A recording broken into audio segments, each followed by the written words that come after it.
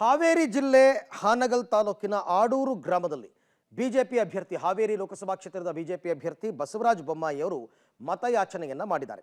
ಈ ವೇಳೆ ಮಾತನಾಡಿದ ಬೊಮ್ಮಾಯಿ, ಪ್ರವಾಹ ಬಂದಾಗ ನಾವು ಯಾರನ್ನೂ ಕಾಯ್ದೆ ಪರಿಹಾರವನ್ನ ಒಂದಲ್ಲ ಅಂತ 2 ಬಾರಿ ಕೊಟ್ಟಿದ್ದೀವಿ. 17 ಲಕ್ಷ ಜನರಿಗೆ ಪರಿಹಾರವನ್ನ ಕೊಟ್ಟಿದ್ದೀವಿ. ನಾವು ಯಾರ ಮೇಲೂ ಬೊಟ್ಟು ಮಾಡಿ ತೋರಿಸಿಲ್ಲ. ಅದು ನಿಜವಾದ ಗಂಡಸ್ತನ. ಮೊದಲು ರೈತರಿಗೆ ಪರಿಹಾರ ಕೊಡಲಿ, ಆಮೇಲೆ ಕೇಂದ್ರದಿಂದ ಪರಿಹಾರ ಬಂದೇ ಬರುತ್ತೆ. ರೈತರಿಗೆ ಪರಿಹಾರ ಕೊಡೋದಕ್ಕೆ ಖಜಾನೆ ಖಾಲಿಯಾಗಿದೆ. ತಮ್ಮ ವೈಫಲ್ಯ ಮುಚ್ಕೊಳ್ಳೋದಕ್ಕೆ ಹೀಗೆ ಕೇಂದ್ರದ ಮೇಲೆ ಗೂಬೆ ಕೂರಿಸ್ತಾ ಇದ್ದಾರೆ. ನಾವು ನಿಜವಾದ ಗಂಡಸ್ತನವನ್ನು ತೋರಿಸಿದ್ದೀವಿ, ಅವರು ಪರಿಹಾರ ನೀಡಿ ಗಂಡಸ್ತನ ತೋರಿಸಲಿ ಅಂತ ಸರ್ಕಾರದ ವಿರುದ್ಧ ಕಿಡಿಕಾರಿದ್ದಾರೆ. ಗಂಡಸ್ತನ ಟೆಸ್ಟ್ ಆಗೋದು ಯಾರ ಅಧಿಕಾರದಾಗಿದೆ ಅವ್ರದ್ದು. ಕರ್ನಾಟಕ ಜನತೆ ಸಿದ್ದರಾಮಯ್ಯನ ಅಧಿಕಾರಕ್ಕೆ ತಂದಿದ್ದಾರೆ. ಅವರು ಯಾವ ಮಾಲಕರು ಅಧಿಕಾರ ತಂದ್ರೆ ಅವ್ರು ಕಷ್ಟದಾಗಿದ್ದಾರೆ. ಅವ್ರಿಗೆ ಧಾವಿಸುವಂಥದ್ದು ಅವ್ರ ಕೆಲಸ. ನಮ್ಮ ಗಂಡಸ್ತನ ನಾವು ಆಗಲೇ ತೋರಿಸಿದ್ದೀವಿ. ನಮ್ಮ ಪ್ರವಾಹ ಬಂದಾಗ ಯಾರಿಗೂ ಕಾಯ್ದೆ ನಾವು ಪ್ರವಾಹ ಪರಿಹಾರವನ್ನು 2 ಪಟ್ಟು ರಿಲೀಸ್ ಮಾಡಿ, ಒಂದಲ್ಲ 2 ಪಟ್ಟು ರಿಲೀಸನ್ನು 1 ತಿಂಗಳದಾಗ ರಿಲೀಸ್ ಮಾಡಿ 17 ಲಕ್ಷ ಜನರಿಗೆ ಪರಿಹಾರ ಕೊಟ್ಟಿರುವಂಥದ್ದು ಗಂಡಸ್ತನ ನಮ್ಮದಿದೆ. ನಾವೇನು ಮೇಲೆ ಯಾರಿಗೂ ಬಟ್ ಮಾಡಿ ತೋರಿಸಿಲ್ಲ. ಅದರಿಂದ ಇವ್ರು ನಿಜವಾದ ಗಂಡಸ್ತನ ಪರೀಕ್ಷೆ ಇವ್ರದ್ದಿದೆ. ಇವರು ಮೇಲೆ ಬಟ್ ಮಾಡಿ ತೋರಿಸ್ತೇನೆ, ತಮ್ಮ ಖಜಾನೆಯಿಂದ ದುಡ್ಡು ಬಿಡುಗಡೆ ಮಾಡಲಿ, ಆಮೇಲೆ ಅಲ್ಲಿಂದ ತೊಗೊಳ್ಳಿ. ಯಾರು ಬೇಡ, ನಮಗೇನು ಬಂದಿತ್ತ, ಆಮೇಲೆ ಬಂದೇ ಬರ್ತದೆ. ಈಗ ತಮಗೆ ರೈತರಿಗೆ ಪರಿಹಾರ ಕೊಡೋದಕ್ಕೆ ಖಜಾನೆ ಖಾಲಿಯಾಗಿದೆ. ಕುಂಟು ನೆಪ ಹೇಳ್ತಾರೆ, ತಮ್ಮ ವೈಫಲ್ಯವನ್ನು ಮುಚ್ಕೊಳ್ಳೋ ಸಲ ಗಂಡಸ್ತನದ ಮಾತಾಡ್ತಾರೆ. ನಿಜವಾದ ಗಂಡಸ್ತನ ನಮ್ಮ ಅಧಿಕಾರದಾಗ ತೋರಿಸಿದ್ದೀವಿ, ಅವ್ರ ಅಧಿಕಾರತೆ ಅವ್ರು ತೋರಿಸ್ಲಿ. ನಾವು ರಾಮನ ಹೆಸರು ಹೇಳ್ತೀವಿ, ರಾಮ ರಾಜ್ಯವನ್ನು ಮಾಡಿದ್ದೇವೆ. ಇವತ್ತು ಕರ್ನಾಟಕದಲ್ಲಿ ಬರುವಂಥ ಅಕ್ಕಿ ಏನಿದೆ ಅದು ನರೇಂದ್ರ ಮೋದಿ ಕೊಟ್ಟಿರುವಂಥ ಅಕ್ಕಿ. ಕೊಟ್ಟಿರುವಂಥದ್ದು ನರೇಂದ್ರ ಮೋದಿ ಅವರು ಒಂದು ಬಿಡಿ ಕಾಳನ್ನು ಕೂಡ ಸಿದ್ದರಾಮಯ್ಯ ಕೊಟ್ಟಿಲ್ಲ. ಇವ್ರಿಗೆ ಯಾವ ನೈತಿಕ ಹಕ್ಕಿದೆ ಅನ್ನೋದ್ರ ಬಗ್ಗೆ ಮಾತಾಡೋದು. ಓಕೆ, ಕಾಂಗ್ರೆಸ್ನವರು ಬಿಜೆಪಿಯನ್ನ ಟಾರ್ಗೆಟ್ ಮಾಡಿದ್ರು. ಇವರು ಪರಿಹಾರ ಹಣವನ್ನು ಕೇಂದ್ರದಿಂದ ಬಿಡುಗಡೆ ಮಾಡಲಿಲ್ಲ ಅಂತ. ಅದಕ್ಕೆ ಬಸವರಾಜ ಬೊಮ್ಮಾಯಿ ಅವರು ಕೊಟ್ಟಿರ್ತಕ್ಕಂಥ ಸ್ಪಷ್ಟನೆ, ಮೊದಲು ನಿಮ್ಮ ಖಜಾನೆನಲ್ಲಿರೋ ದುಡ್ಡನ್ನು ಬಿಡುಗಡೆ ಮಾಡಿ ಪರಿಹಾರ ಕೊಡ್ರಪ್ಪ, ಆಮೇಲೆ ಕೇಂದ್ರದಿಂದ ಬಂದೇ ಬರುತ್ತೆ. ನಾವು ಹಾಗೆ ಮಾಡಿದ್ವಿ, ನಿಮ್ಮ ಹತ್ರ ಕೊಡೋಕ್ಕೆ ದುಡ್ಡೇ ಇಲ್ಲ, ಎಲ್ಲಾನು ಗ್ಯಾರಂಟಿ ಯೋಜನೆಗಳಿಗೆ ನೀವು ಖರ್ಚು ಮಾಡ್ಕೊಂಡು ಕೂತಿದ್ದೀರಾ.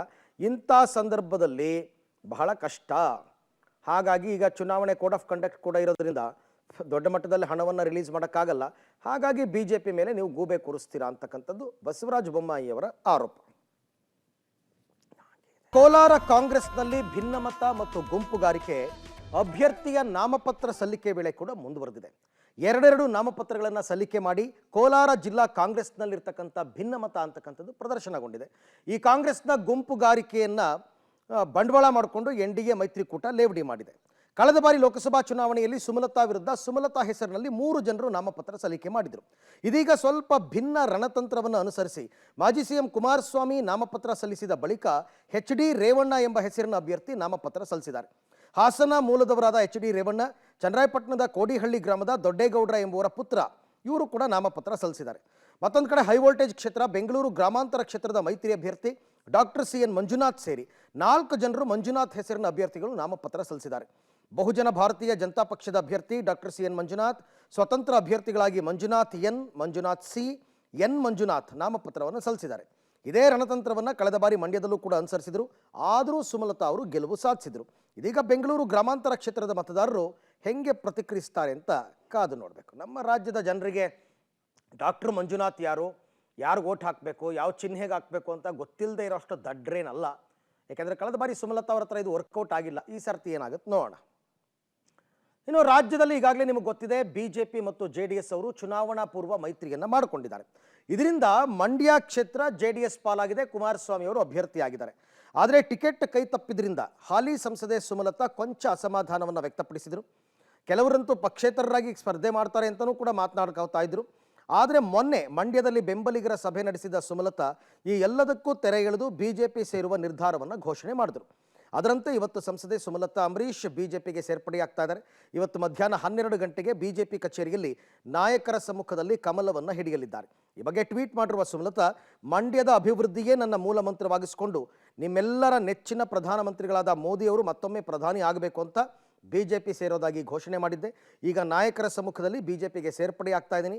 ಮಂಡ್ಯದ ನನ್ನ ಅಭಿಮಾನಿಗಳು, ಬಂಧುಗಳು, ಡಾಕ್ಟರ್ ಅಂಬರೀಶ್ ಅವರ ಅಭಿಮಾನಿಗಳು ಹಾಗೂ ಹಿತೈಷಿಗಳ ಹಾರೈಕೆ ಮತ್ತು ಆಶೀರ್ವಾದ ಎಂದಿನಂತೆ ಇರಲಿ ಅಂತ ಸೋಷಿಯಲ್ ಮೀಡಿಯಾದಲ್ಲಿ ಅವರು ಬರ್ಕೊಂಡಿದ್ರು.